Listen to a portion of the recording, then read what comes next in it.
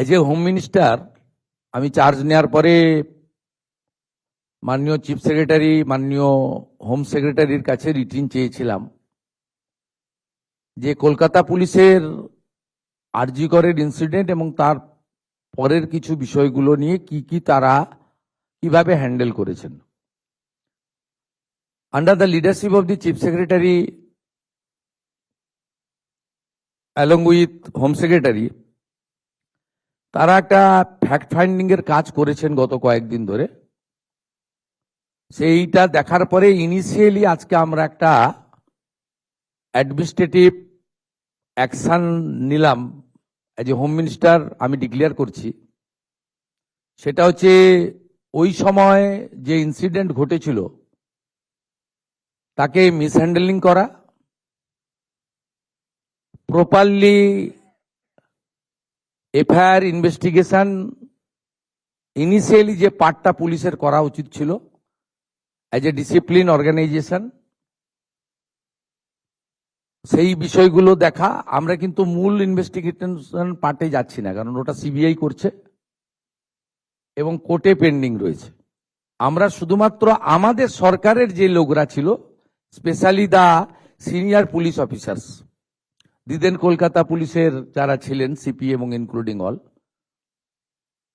এবং সবচেয়ে বড় অভিযোগ যেটা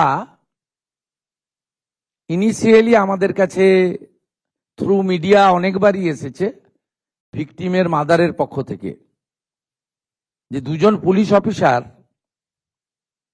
on behalf of the state government টাকা দিতে চেয়েছিলেন। এটা তদন্ত করতে হবে যে অ্যালিগেশন কতটা, কিন্তু ইনিশিয়ালি আমরা মনে করি এই তদন্তগুলো করতে গেলে যাদের বিরুদ্ধে অভিযোগ পুলিশ আধিকারিক তাদেরকে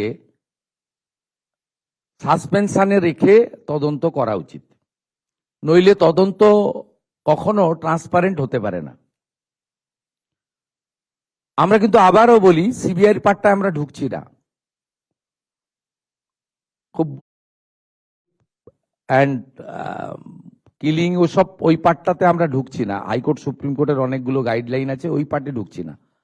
আমরা শুধু সিচুয়েশনটাকে মিসহ্যান্ডেলিং করা, offer financial one type on behalf of the কার পক্ষে নিয়েছেন, ওনারা যখন ইন্টারনাল ফ্যাক্ট ফাইন্ডিং হবে, ডিপার্টমেন্টাল ইনকোয়ারি হবে, তখন ওনাদের যাদের বিরুদ্ধে আমরা আজকে অ্যাকশন নিচ্ছি তার বক্তব্য নেব, এবং ভিকটিম ফ্যামিলি যদি চান তাদের বাড়িতে গিয়েও আমাদের অফিসাররা নিয়ে আসবে, এবং তার পারিপার্শ্বিক যা আছে ফোন কল রেকর্ড,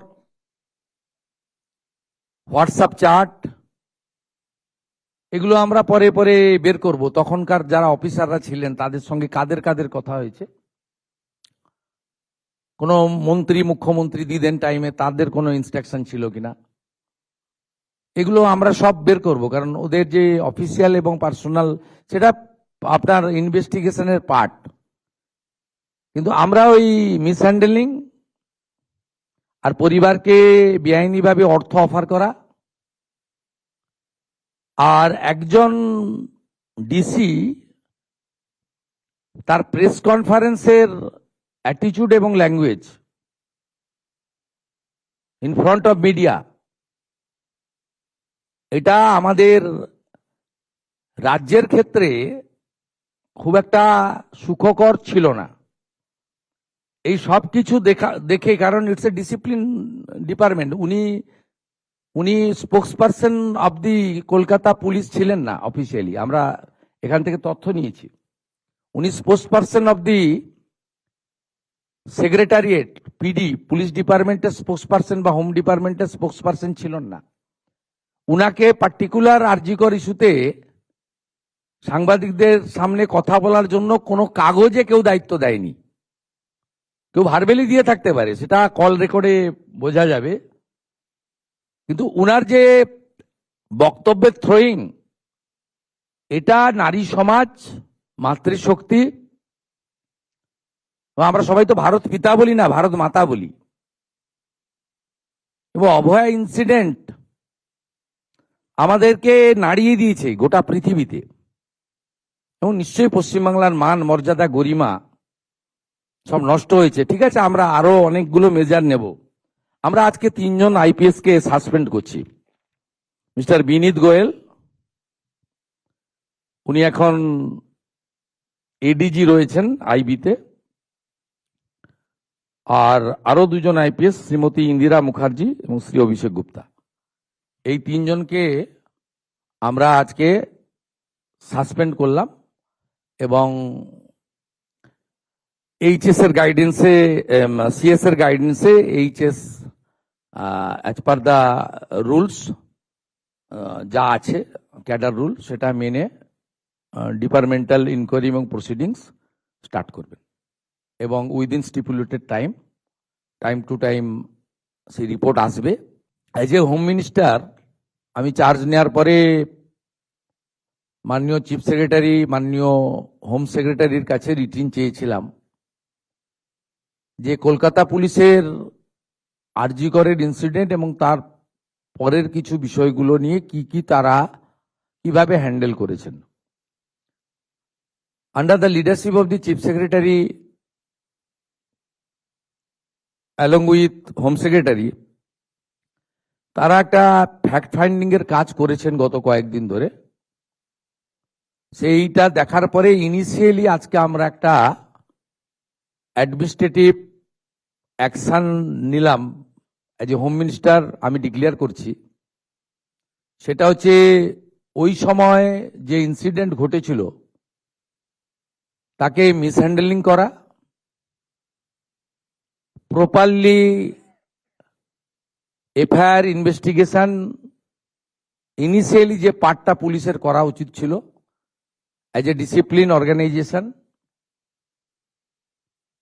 সেই বিষয়গুলো দেখা। আমরা কিন্তু মূল ইনভেস্টিগেশন পার্টে যাচ্ছি না, কারণ ওটা সিবিআই করছে এবং কোর্টে পেন্ডিং রয়েছে।